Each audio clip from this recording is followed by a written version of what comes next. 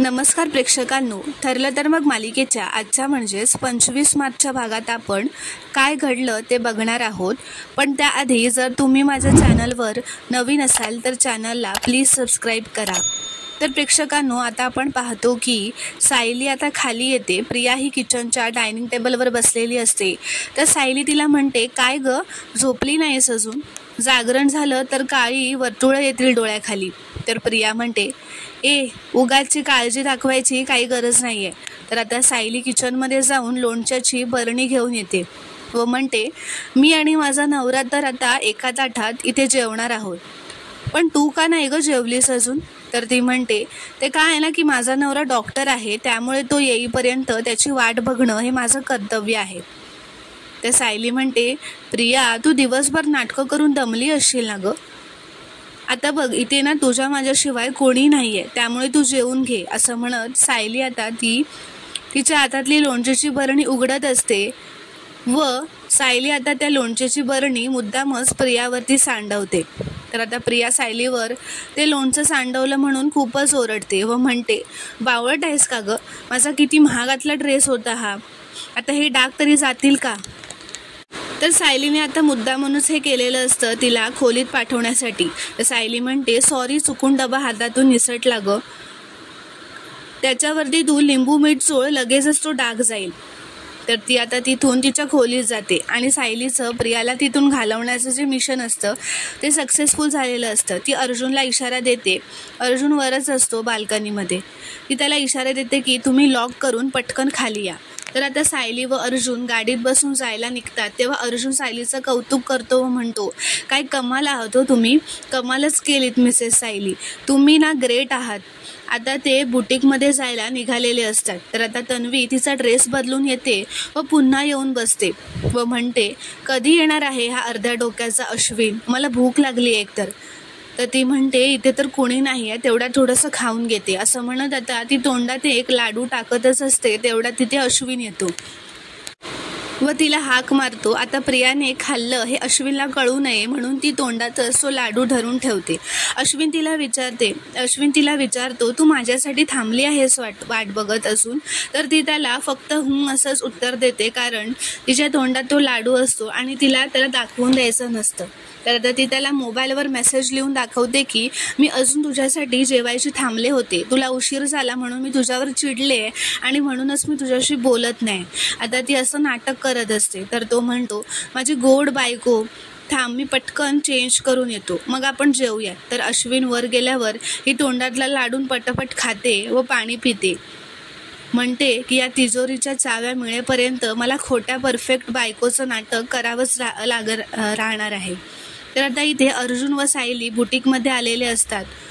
बुटीकला lock असल्यामुळे ते खिडकी खोलून बुटीकमध्ये जातात व ते रजिस्टरमध्ये साक्षीचं नाव शोधत असतात.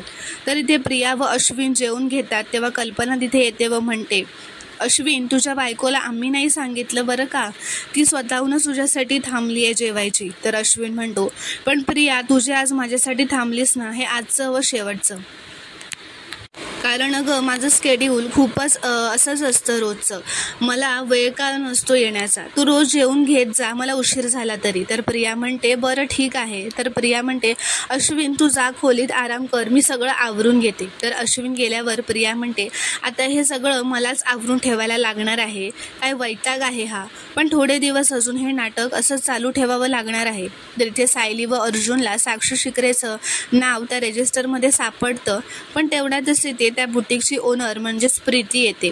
ती लॉक उघडते. याचा आवाज येतात सायली व अर्जुन त्या कपड्यांमागे लपतात. ती तिचे काही फाईल्स घेते व तिथून निघतच असते. तर तिला कोणीतरी असल्याचा संशय येतो म्हणून ती पुन्हा मागे वळून बघते व मागे येते. ती बघते तर खिडकी उघडी असते. ती म्हणते, खिडकी उघडी कशी काय, ह्या मुली पण ना एक काम धड करत नाहीत. असं म्हणत ती खिडकी लावते व निघून जाते. तर सायली अर्जुन पुन्हा त्या रजिस्टरमध्ये बघतात. तर फाईल नंबर 17 साक्षी शिकरेचे डिटेल्स असतात. आता ते दोघेही ती फाईल शोधतात. तर ते बघतात की फाईल ही 2020ची असते. अर्जुन म्हणतो, म्हणजे विलासचा मर्डर झाला तेव्हा साक्षी यांची कस्टमर होती. हे पुरावे आपल्याला कोर्टात खूप उपयोगी पडतील. फोटो काढतो पटापट, असं म्हणत आता ते सगळ्या फाईल्सचे फोटो काढून घेतात व ते दोन्ही रजिस्टरवर फाईल जागच्या जागी ठेवून तिथून खिडकीतून पुन्हा निघून जातात. अर्जुन म्हणतो, फॅन्टॅस्टिक, मिशन कम्प्लिटेड. आपल्या हातात खूप महत्त्वाचे पुरावे लागलेत. सायली म्हणते, आपण आता पटापट घरी जाऊयात, नाहीतर कोणीतरी इथे बघेल आपल्याला.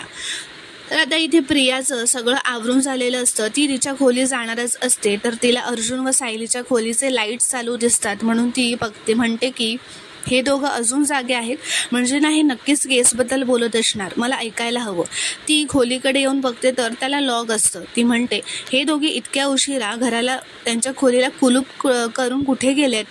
तर तिच्या लक्षात येतं, अच्छा, म्हणजे यांना चोरून बाहेर जायचं होतं, म्हणून त्या सायलीने मुद्दाम माझ्या महागड्या ड्रेसवर लोणचं सांडवलं आणि मी आत गेल्यावर ती लगेचच निघाली. याची शिक्षा तर तुला मिळणारच सायली, असं म्हणत आता ती खाली येते. तर आता अर्जुन व सायली गाडीत बसतात. सायली म्हणते, आज आपल्याला मिळालेल्या पुराव्यांचा फायदा होईलच ना? तर अर्जुन म्हणतो, नक्कीच होणार.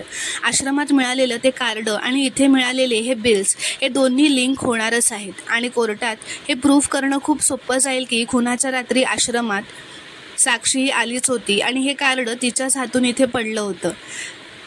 असाच एक एक धागा जोडत आपण ही केस सोडवू आणि एकदा की हे सिद्ध झालं ना की साक्षीने तो खून केलाय की मधुभाऊ सुटतील, असं सायली म्हणते.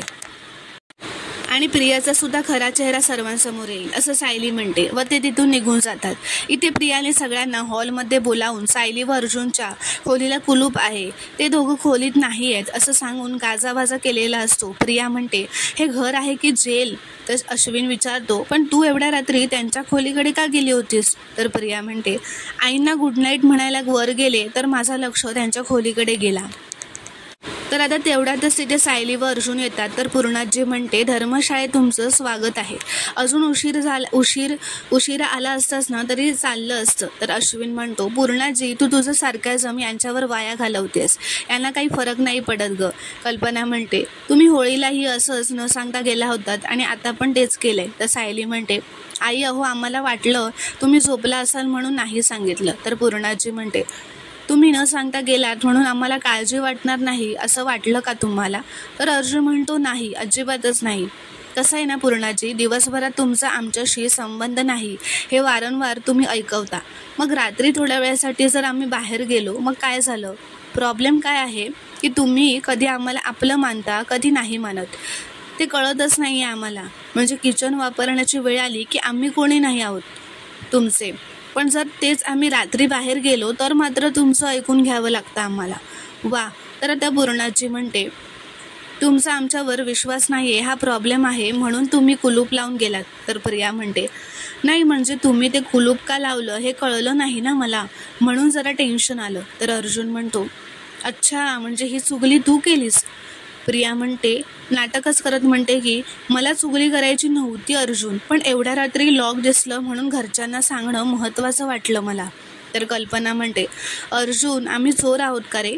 आत्तापर्यंत तू तुझ्या खोलीला कधीच कुलूप लावलेलं नाही आहेस, मग आत्ता तुला असं का वाटलं रे?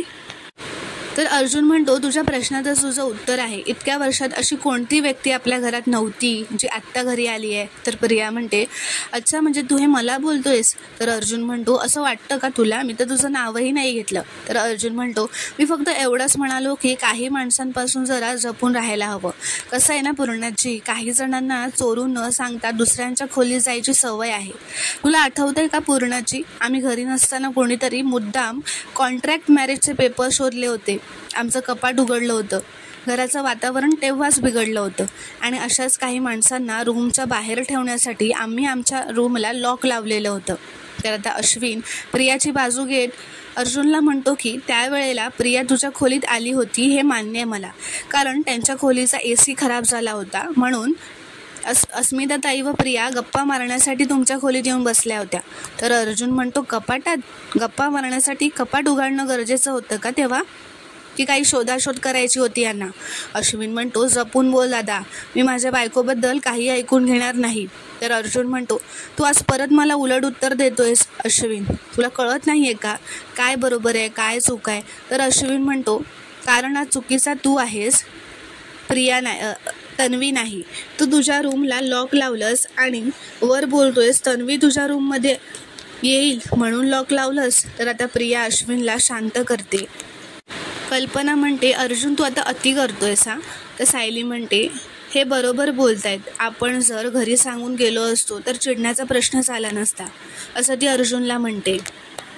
तर सायली आता पूर्णाची व कल्पनाची माफी मागते. तर प्रिया मुद्दामूनच म्हणते की नाही सायली, तू माफी मागावी म्हणून नाही केलंय मी हे, असं ती नाटक करत म्हणते. ती म्हणते मला खरंच काळजी वाटली अगं तुमची. तर सायली प्रियाला मस्तच उत्तर देते. ती म्हणते, प्रिया तुझ्या या काळजीपोटी तू आज आम्हाला खूप आनंदाचे क्षण दिले सगळं. आम्ही कोणालाही काहीही न सांगता बाहेर गेलो, त्यामुळे सगळ्यांना आमची किती काळजी वाटते हे आज तुझ्यामुळे आम्हाला कळलं. आमच्या असण्या नसण्याने याला किती फरक पडतो हे आज तुझ्यामुळे आम्हाला कळलं. आणि आमच्या खोलीला कुलूप लावल्यामुळे जी माणसं दुखावली गेली ती आमचीच माणसं आहेत हे आज तू नसतीस तर आम्हाला कसं कळलं असतं. तर आता हे सगळं ऐकून प्रियाला रागच आलेला असतो, कारण तिला करायचं होतं एक आणि झालेलं एकच असतं. तर पूर्णाजी म्हणते, तुम्हाला ज्या गैरसमजात राहायचं आहे त्या गैरसमजात राहा, पण हे खोलीला कुलूप लावायचे प्रकार पुन्हा घडता कामा नये. उपकार करा आणि रोज नवीन तमाशे काही करू नका व सर्वांनी आता झोपायला चला. तर आता प्रियाचा डाव प्रियावरच उलटवल्यामुळे प्रियाला खूप राग आलेला असतो सायलीचा. तर मित्रांनो, पुढील भागात आपण पाहणार आहोत की आता सायली स्वयंपाकघरात स्वयंपाक करत असताना तिथे प्रिया येते व तिला म्हणते, तुझी स्वयंपाक करायची वेळ अजून सुरू झालेली नाही आहे, तू का इथे उभी आहेस, चल चल निघ इथून, असं म्हणत आता ती तिचा हात धरून तिला जोरातच फरफटवत बाहेर ओढते. तर सायली चिडतच म्हणते, ही कुठली वागायची पद्धत झाली ग, चांगल्या घरातल्या सुना असं वागत नाहीत, चांगल्या घरच्या सुना कसं वागतात ना हे तू मला सांगू नको, असं प्रिया तिला म्हणते. तुला तर या घरची सूनसुद्धा मानत नाहीत हे लोक. इथे अर्जुन केसबद्दल विचार करताना म्हणतो की आत्तापर्यंत आपण हा विचार करत होतो की प्रियाने कोर्टात खोटी साक्ष का दिली. प्रिया तर आधीपासूनच महिपतसाठी काम करत असणार. त्या रात्रीबद्दल मधुभाऊंनी एक स्टेटमेंट दिलंय, तर प्रियाने त्याच्या विरुद्ध वेगळंच काहीतरी स्टेटमेंट दिलंय. तर आता यावरून हे सिद्ध होईल की त्या रात्रीबद्दल कोर्टात खोटं बोलणारी व्यक्ती होती ती म्हणजे त्या सायली पटकनच म्हणते प्रिया मधुकर. तर मित्रांनो, पुढील भागात अर्जुन प्रिया विरोधातला पुरावा कोर्टात मांडणार का हे पाहणं खूपच रोमांचक ठरणार आहे. व्हिडिओ पूर्ण बघितल्याबद्दल धन्यवाद. व्हिडिओ आवडल्यास कॉमेंटमध्ये नक्की कळवा व चॅनलला प्लीज सबस्क्राईब करा.